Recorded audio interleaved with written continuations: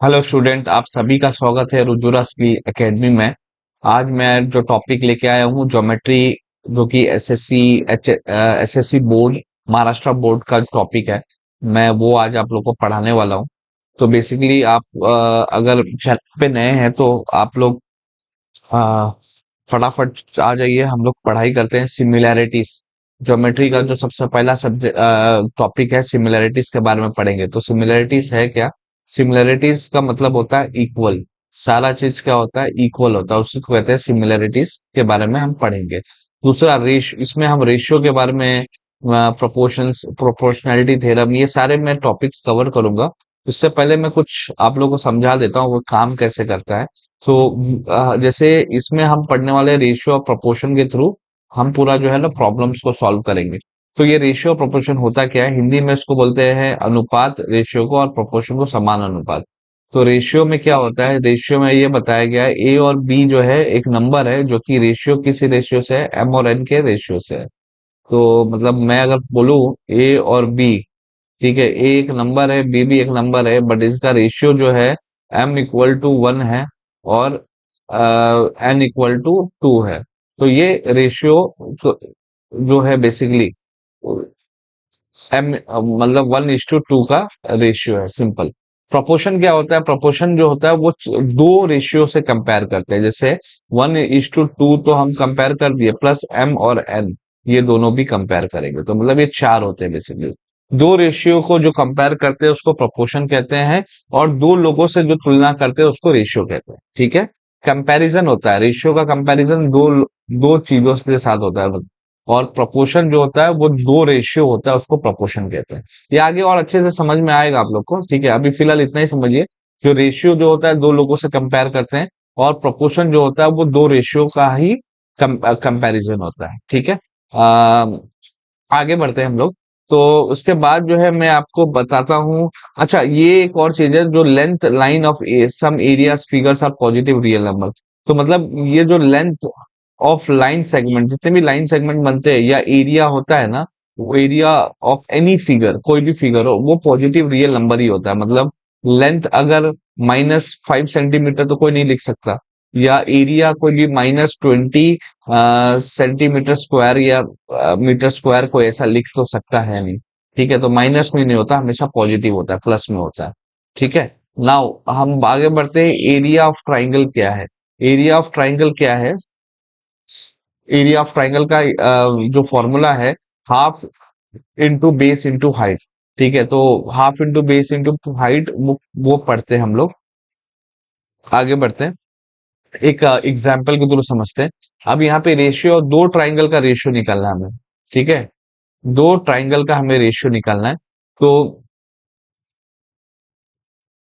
ठीक है, तो फाइंड, हमें क्या निकालना है? दो ट्राइंगल का रेशियो। तो यहाँ पे ratio of a triangle of two triangles, ठीक है। अब यहाँ पे ट्राइंगल ए बी सी और पी क्यू आर, जिसमें ए डी जो है इसका हाइट है, ठीक है, और पी एस जो है इसका हाइट है। तो मतलब ये दोनों करस्पॉन्डिंग है, ठीक है। मतलब और बीसी, बीसी बेस है, बीसी क्या है? बेस है। और क्यू आर बेस है, मतलब ये दोनों इक्वली है, ठीक है। तो इतना याद रखना, जो बेस होता है उसको प्रोडक्ट कहते हैं, ठीक है। और हाइट जो होता है वो कॉरस्पॉन्डेंस होता है, ठीक है। कॉरस्पॉन्डिंग्स होता है, इसका साइन ऐसा होता है, ठीक है, और इसका ये होता है। तो ये मल्टीप्लीकेशन होता है और ये कॉरस्पॉन्डिंग होता है, इक्वल होता है, ठीक है। तो ये इतना ही समझिए अभी फिलहाल। तो ये आपको समझ में आ गया हो गया, जो ट्राइंगल, दोनों ट्राइंगल का जो कुछ नहीं है चेंजेस, दोनों इक्वल है, ठीक है। अगर ये अगर बेस दो है तो हाइट भी एक होगा, ठीक है। हाइट भी एक है तो बेस भी दो होगा। तो ये सिंपल है, दोनों का यही है। अब इसके बाद हम लोग ये बात करते हैं, अगर दोनों ट्राइंगल बी और सी इक्वल है, ठीक है, बी और C into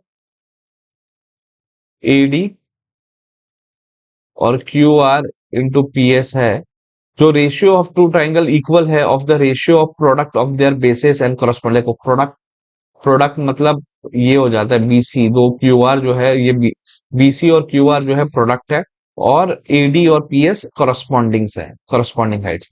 base of a triangle B one and H one, base of a triangle H B two and H two, तो दोनों को हम इक्वल कर देते हैं। Ratio of their area is B one H one B2H2। ठीक है। Suppose some conditions are impose in true triangle, अगर कोई कंडीशन में आता है, जैसे कंडीशन आ गया, if a height of both triangles are equal, then अगर हाइट दोनों ट्राइंगल का इक्वल है तो क्या होगा?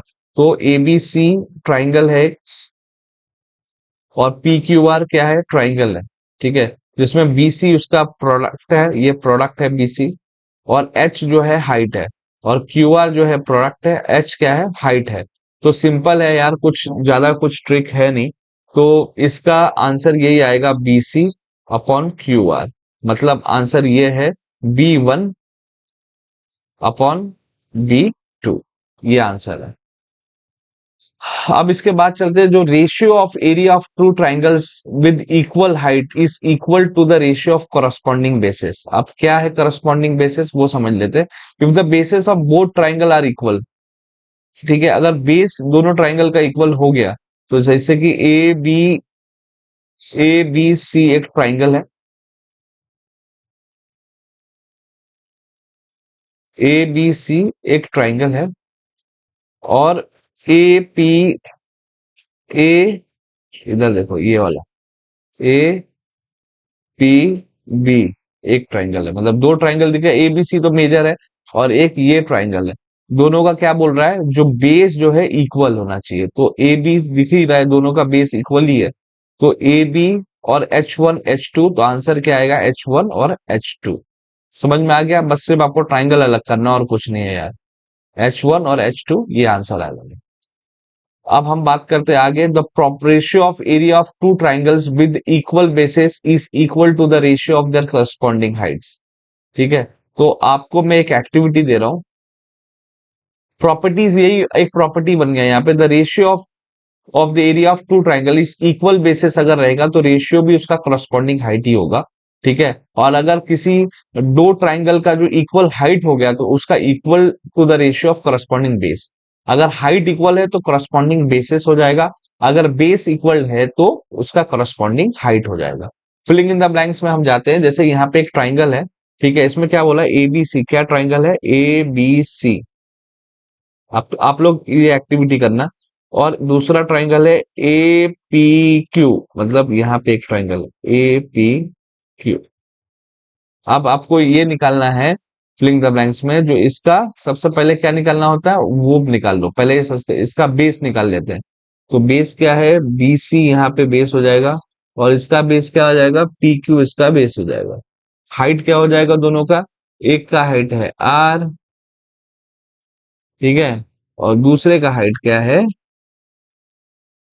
मतलब हाइट हम निकाल लेते AR, और दूसरे का हाइट क्या है?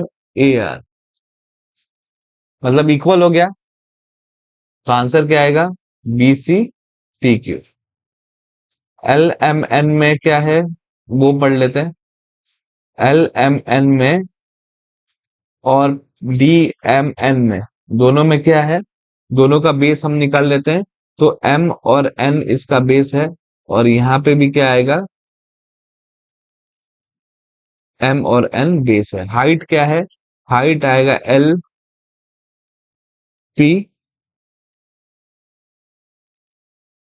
और यहाँ पे हाइट क्या है? DQ। तो तुम्हारा जो है ये हट जाएगा, LP DQ, ये आंसर आ जाएगा। समझ में आ गया? अब थर्ड एक्टिविटी आपको खुद करना है, खुद कर लो थर्ड एक्टिविटी, और मुझे बताना इसमें कुछ डाउट रहेगा तो। अब हम लोग जो है कुछ और एग्जाम्पल्स पढ़ेंगे अगले लेक्चर में। फिलहाल के लिए आप इतना ही समझ जाना, जो मैंने अभी पढ़ाया है ये अच्छे से समझ जाना, एक बार वापस वीडियो को देख लेना। कुछ डाउट रहेगा तो मुझे नेक्स्ट लेक्चर में पूछ लेना। तब तक के लिए धन्यवाद। लाइक और शेयर सब्सक्राइब कर दीजिए अपने दोस्तों में भी। मिलते हैं नेक्स्ट वीडियो में। धन्यवाद।